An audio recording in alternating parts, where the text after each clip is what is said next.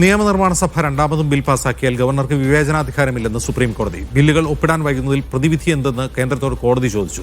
ഗവർണർമാർ വിവേചനാധികാരം പ്രയോഗിച്ചതിന് നിരവധി അനുഭവമുണ്ടെന്ന് സുപ്രീം കോടതി നിരീക്ഷിച്ചു. ഭരണഘടനാനുസൃതമായി മാത്രമേ വിവേചനാധികാരം പ്രയോഗിക്കാവൂ എന്നാണ് അംബേദ്കറുടെ വ്യാഖ്യാനമെന്നും കോടതി ഓർമ്മിപ്പിച്ചു. ഡി ധനസുമതി വിരളുമായി ചേരുന്നു. സുമതി, ഏത് കേസിലാണ് കോടതിയുടെ ഈ പരാമർശങ്ങൾ? ഇപ്പോൾ ഇന്നലെ ആരംഭിച്ച രാഷ്ട്രപതിയുടെ റഫറൻസിലെ വാദം ഇന്നും തുടരുകയാണ്. 9 ദിവസത്തേക്കാണ് ഭരണഘടനാ ബെഞ്ച് ഇരിക്കുന്നത്. ആ ബെഞ്ചിലാണ് ഇപ്പോൾ വാദം നടക്കുന്നത്. കേരളത്തിന്റെയും തമിഴ്നാടിന്റെയും പ്രാഥമിക വാദം ഇന്നലെ പൂർത്തിയായിരുന്നു. ഇപ്പോൾ കേന്ദ്ര സർക്കാരാണ് വാദിച്ചുകൊണ്ടിരിക്കുന്നത്. കേന്ദ്ര സർക്കാർ ചൂണ്ടിക്കാണിച്ചിരിക്കുന്നത് ഈ പ്രഥമ സർക്കാരിന്റെ കാലത്ത് ഗവർണർമാർ സ്വതന്ത്രമായി പ്രവർത്തിച്ചിരുന്നു എന്നുള്ളൊരു കാര്യമാണ് സോളിസിറ്റർ ജനറൽ പറയുന്നത്.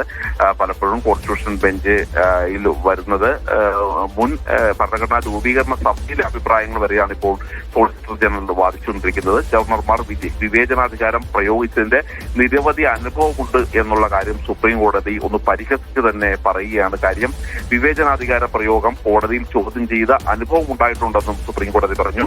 ഭരണഘടന അനുസൃതമായി മാത്രമേ വിവേചനാധികാരം പ്രയോഗിക്കാവൂ എന്നാണ് അംബേദ്കറുടെ വ്യാഖ്യാനം എന്നുള്ളൊരു കാര്യമാണ് സുപ്രീം കോടതി അറിയിച്ചിരിക്കുന്നത്. അതായത് ബില്ലുകൾ ഒപ്പിടുന്നതിൽ ഗവർണർക്ക് വിവേചനാധികാരം ഉണ്ടോ എന്ന് കേന്ദ്ര സർക്കാരിനോട് സുപ്രീം കോടതി ചോദിക്കുകയായിരുന്നു.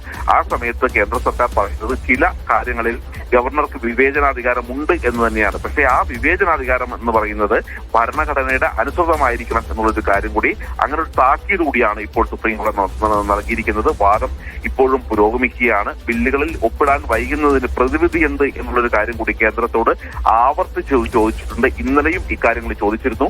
നിയമനിർമ്മാണ സഭ രണ്ടാമത് ബിൽ പാസാക്കിയാൽ ഗവർണർക്ക് വിവേചനാധികാരം ഇല്ലെന്നും സുപ്രീം കോടതി ഇപ്പോൾ പറഞ്ഞിരിക്കുകയാണ്. ശരി.